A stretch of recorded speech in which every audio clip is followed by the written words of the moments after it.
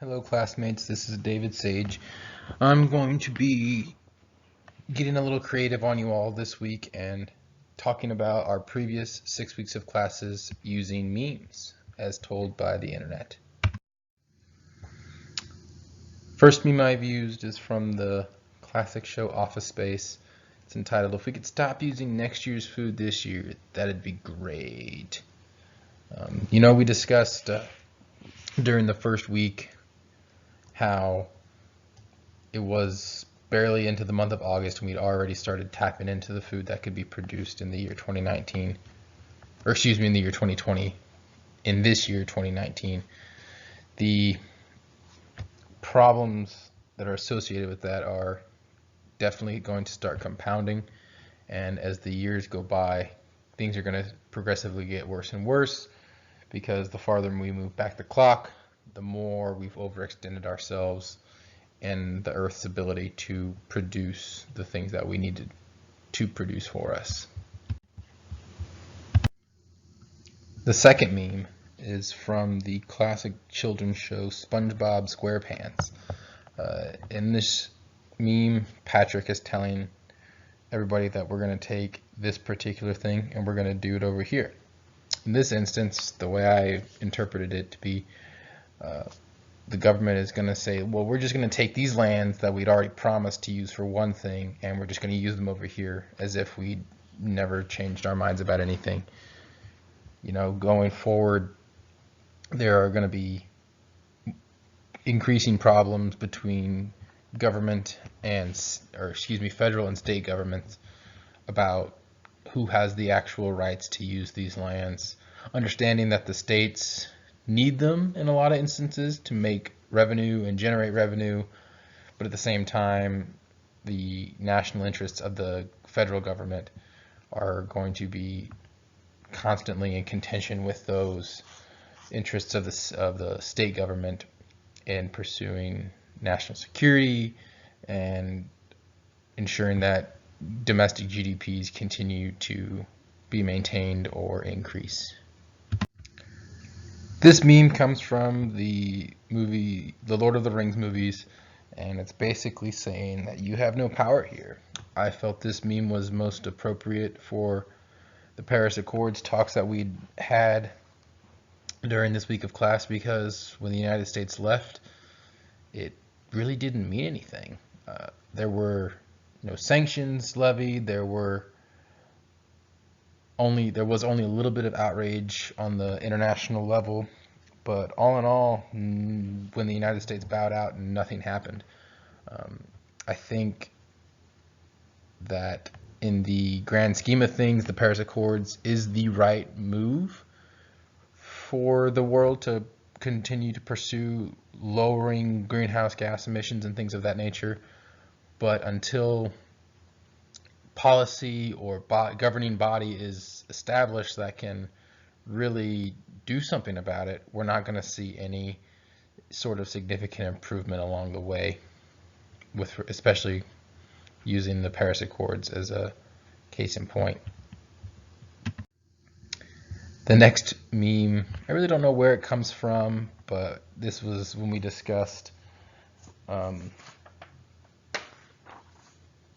food and population across the world. It seems perfectly fitting. This man is trying to consume this well beyond appropriate daily caloric intake sized burger, and there's really nobody would bat an eye at anybody doing this in a restaurant. Granted, eating challenges are fun and they can be a bit of a spectacle.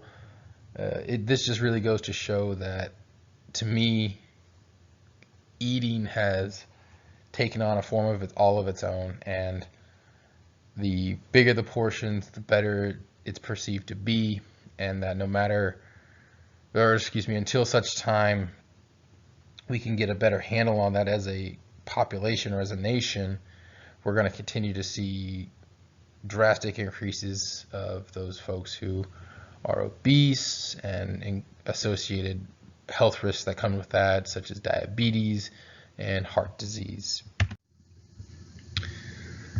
This meme gained some popularity. This guy would set up this table and he would write things on the board that said something something change my mind. Well, for this argument, I put fracking as nuts, change my mind, just because I think that it is nuts. I understand the economic impacts that fracking has had on our economy. I understand also better, thanks to the readings that we had, that it really has, in a way, a lot of ways, reduced greenhouse gas emissions because natural gas is a cleaner burning fuel source. But at the same time, I believe that there are a lot of things that are still unknown about fracking, and that until such time regulations and studies can be conducted, I don't think it should be as freely used as it currently is. That week's reading talked about the pollution and things of that occur in the Salt Lake Valley. I can speak to firsthand how just awful the conditions are in the wintertime. Even in the summertime, the haze in the summer, and then they call it the inversion in the winter. You can go to a mountain resort and get 6,000 or 7,000 feet up in the air on top of a mountain and look back over the mountain and see down into the Salt Lake Valley. You can't even see the houses because the pollution is just so bad. So again, fracking is nuts, and I think that it was something that reading the articles from that week opened my eyes to just how dangerous and unregulated the whole process is. And of course, this last one from synthetic biology, synthetically generated organisms and genetically modified organisms, all of it is just, sometimes I really feel like this quote from Jurassic Park is the most appropriate. Nobody wondered whether or not they should, just because they could do something.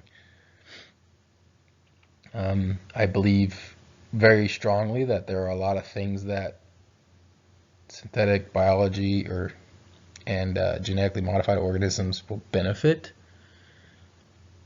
humankind, but at the same time there are a lot of risks and unknowns that are going to be associated with SMOs and GMOs that need to be investigated and more